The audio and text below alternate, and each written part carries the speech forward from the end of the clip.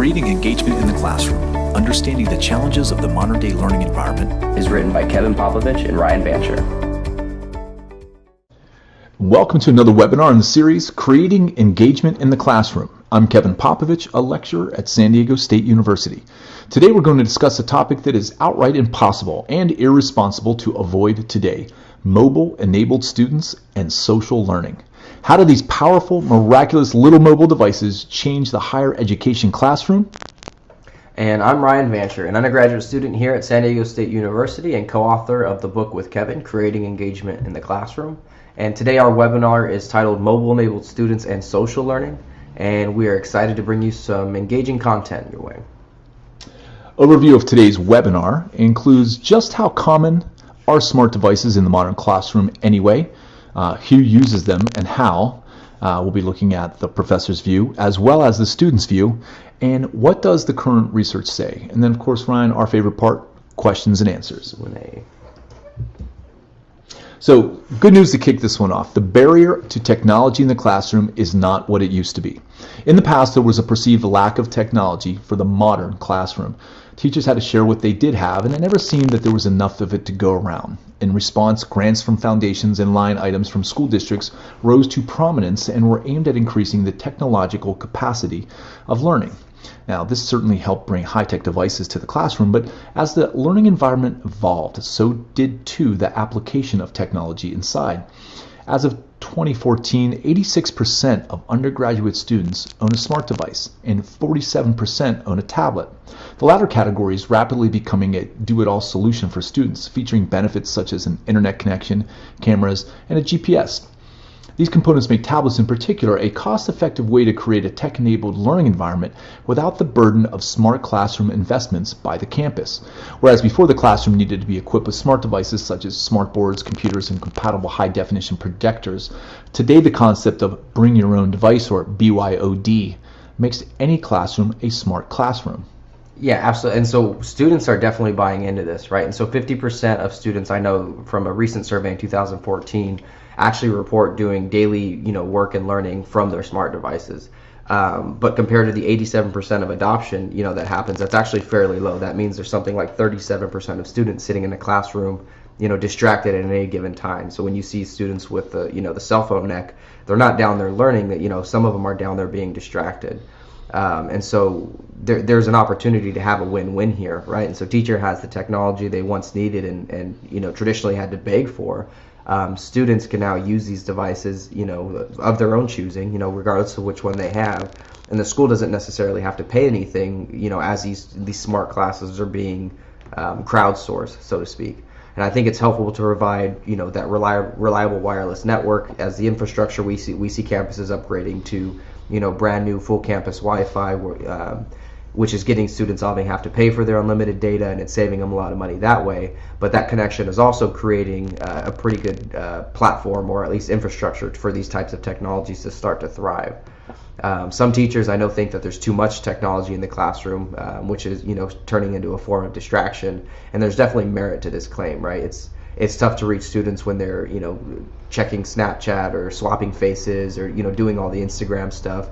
And so the discussion then should be more, about whether mobile technology has created classroom distractions or learning tools, but with the ideal outcome being, tech-enabled students and some crowdsourced smart class, via that bring your own device concept, to be able to offer opportunities for that new type of mobile pedagogy. But again, this takes buy-in on both the professor and the student side. Well, but just because technology is available doesn't mean it gets utilized, right? Only 30% of educators design mobile technology in their classrooms, and 55% actually ban or discourage use of devices in the classroom altogether. So BYOD doesn't stand a chance if the professor prohibits the use.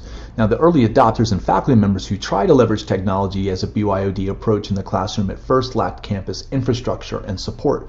There was also the divide between the have and the have-nots, right? So many of the students still do not have a device or access. So as a result, teachers experienced various success. The attraction of being an innovator lost its appeal, as the great promise of learning for all proved still out of reach for most, and the walls remained in the classroom of the future.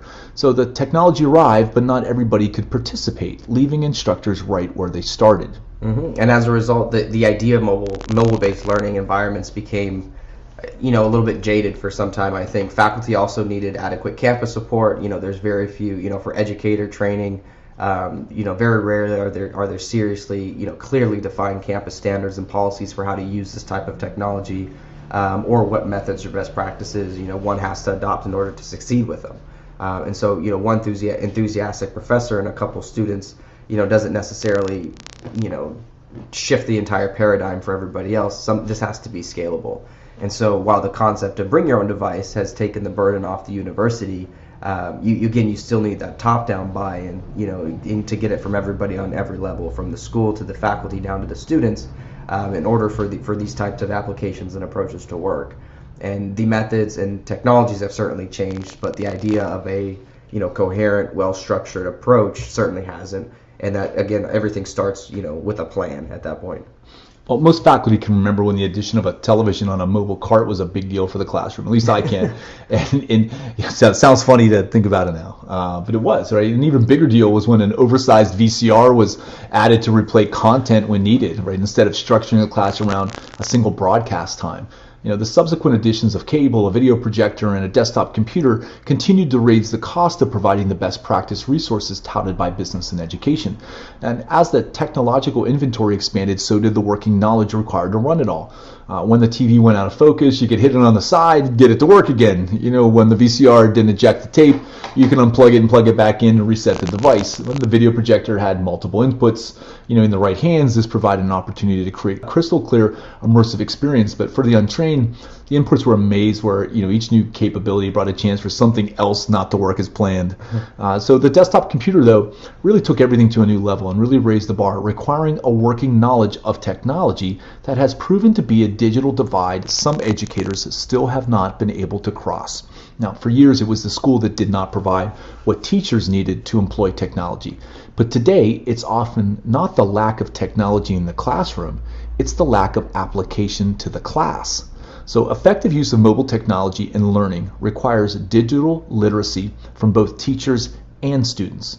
We must know how to find, organize, and evaluate the digital world of infinite information. Students look to universities and educators to show them how to learn, and if mobile is not part of the education, they will use their devices in distracting ways until someone educates them on the potential to leverage it as a learning tool. And in social media, and the lack of education requires critical mass, creating a ball of confusion. To the student, it's simply how they communicate today. To most educators, it's a giant distraction and a gesture of disrespect. But in reality, it's not. It's another type of learning that is happening inside and outside of your classroom. And learning how to apply it to your class, your lessons, and activities could make life easier on both sides of the podium. Yeah, I think that's probably one of the bigger conversations to have is that digital literacy piece that you mentioned. And so whenever I'm in the field or like working with professors and I come across somebody that doesn't allow technology in the class, one thing immediately comes to mind to me, right? And it just tells me that they don't understand the students that are sitting in the seats that they're supposed to be educating. And I don't mean that in a disrespectful way. I just mean I've met like professors who, they believe they are tech savvy, and they'll show me, I've got the iPhone 6S, I'm tech savvy. And so the same professor explains to me, in the same exact conversation, how they've been teaching for 20 years and, they've got it down and they know what they're doing by now. And I think it's always interesting to see the same person who identifies as the techie with the iPhone 6S openly admit to me that they're essentially still running on that Windows 95 operating system in their classroom. And so, by banning that use of smart devices in their class, they limit communication, that takes place every day through the students' preferred method of communication, which is their mobile technology. Today, I don't think we're limited to the boundaries of the traditional classrooms, and I think we can now connect, the inside and outside learning experiences that are happening through these types of technologies, but also capture those analytics, and that can be used for student improvement, and also benchmarking and measuring that mobile-based pedagogy. And mobile is the way that we as students communicate. It's how we gather information now. It's where we focus our time and our attention, and it's certainly the next evolution in how students are learning. And so when educators make the effort to become digitally literate, they can communicate with the language that all students understand, and this is regardless of their academic disciplines, home countries, languages, cultures. And across the podium, it's students have, a duty, one, for us to prove that we're capable of obviously doing more than taking selfies with our smart devices and playing games, surfing for kitty pics, all that kind of stuff. But I think if we can prove that we can become, productive with the use of our technology, then it becomes a two-way burden, right? For the professors to show us, what are the appropriate ways to do that, because we learn how to learn the same way they did. They're teaching us in the way that their professors taught them. And if we're supposed to be preparing these students for, work outside of graduating, everybody expects a tech-savvy graduate, coming into their companies. Nobody expects somebody that doesn't know how to use mobile technology. And so I think it's a disservice, as we talked about before, not preparing students to be more, responsible with the type of technology that we're using. Well, any solution starts with a conversation. Right? Educators must initiate the conversation about social learning with university administration and students alike. In the classroom, it's important to suggest the concept to students, allowing them to support each other on the platform of their choice. Once you have a foundation, you can begin to build your mobile learning strategy from the ground up. So if you make yourself available on social channels, right, we don't always get to choose the ways students have talked with us in the past. Students have had the option to chat with professors before class, during class, at the office, on the phone, and not much else. As educators, we're happy that they talk to us all, but so why should we define the way they talk to us today? Be available on the social channels where your students are. You don't have to be fluent in the social channel to speak with them, just conversational. Yeah, and from the student's perspective, I think it's vital to provide them with, a social learning environment to organize and communicate, because this is happening, with or without you in that conversation. And so we try to put together these learning platforms, like CourseKey, that provide, a socially enabled platform for students to organize, their topics, discussions, study groups, and interact based upon their own learning needs. And when we can chat with each other about the current lessons, or bounce questions off of each other, or get in contact with professors on the fly, all from the mobile device of their choosing, this is allowing them to get more plugged in than ever before to the lessons that they take on a day-to-day basis. Remember, whichever solution looks most promising, it's all about having the right tool for the right job. Technology will not fix a broken curriculum, but it can better engage students where they already are. So if you extend the learning outside of the classroom, and the impact of the teacher will be felt long after the class was dismissed. So Ryan, it's time for some questions and answers. Cool. So we always start off with the professor-focused questions. So I want to see, one, how do you leverage technology in your classes, KP? And then I think you encourage the bring your own device approach. And so how has this been working for you? And what are some of the pros and cons that you've experienced, by allowing technology in your classroom? Well, I've always been a big fan of technology. As a student and as a professor. In the classroom, we use technology in different ways. Some of the basic things is a laptop with a PowerPoint deck with lessons of the day on a video projector, presenting something of visual interest to be a focus for me and the students during the course of the class. And then we'll use social media to look at some different content, perhaps a video on YouTube. And then we'll use CourseKey as part of some of the student feedback on some of the lectures, some of the videos that we'll watch, some of the different games, the things that they've learned. I find that moving from technology to technology, and from device to device, and when I say that, going from one device as the video projector in my computer to the student's computer, that movement does help keep people engaged in the class. It changes their interest, because even if I lost them, it might be a 15-20 minute lecture, right? If I lost you on the last 5 minutes, the fact that we're going to go do something else, and now you have to get your eyes off of me and the screen, and you have to open up your computer and do something, that's another chance to re-engage you. And then so I've got 10 or 15 minutes during that component to engage you, and then if I happen to lose you towards the end of that, I've got another instance. So the technology really is a way for me to reduce how many students may drift away or lose engagement with the rest of what's going on in the class. Mm-hmm. Ryan, back at you. What do you like to see from the professors? Right, I'm always interested in that student perspective. If you've been in both tech-friendly and tech-unfriendly classrooms, which one engaged you best and why?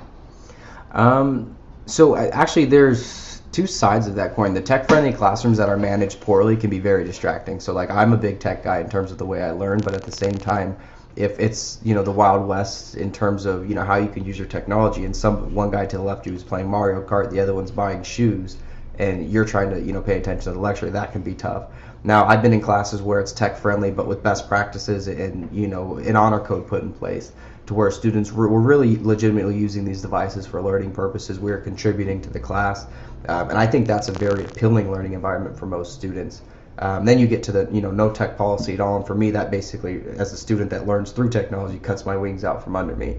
I know that's not for everybody, but from my experience, when you tell me put my laptop away, put my cell phone away, that's my mechanism for information intake. It's how I organize it, it's how I go back and review it, it's how I do everything. And so when you tell me I'm now limited to a pen and a piece of paper, sure, there may be something you read from 20, 40 years ago that says that this is the best way to intake information, but that's not necessarily the case today, and I think it's becoming less and less so as this type of technology gets more, you know, widespread and adopted.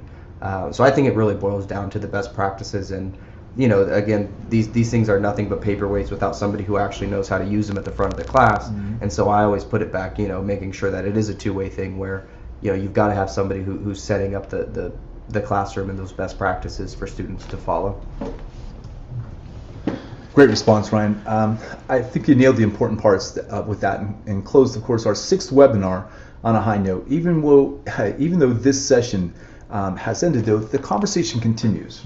Yep, and so you guys, again, you can always download that ebook that's kind of the basis for this conversation if you want to get a little more plugged in, creating engagement in the classroom, in order to learn more about how to create engagement in your own classrooms. And this is, as always, whether you're a professor or student, we are interested in hearing from both sides of the learning experience. And you can add your comments to our blogs at our website, creatingengagementintheclassroom.org, and make sure to follow the conversation on social media with the hashtag creatingengagement. Thanks everybody for joining our conversation today, and please consider sharing this with your fellow educators and students so they can share their expertise, their opinions, and of course their experiences as well. Thanks everybody. Creating Engagement in the Classroom, Understanding the Challenges of the Modern Day Learning Environment is written by Kevin Popovic and Ryan Vanshur. To learn more about creating engagement in your classroom, visit creatingengagementintheclassroom.org or follow hashtag creatingengagement.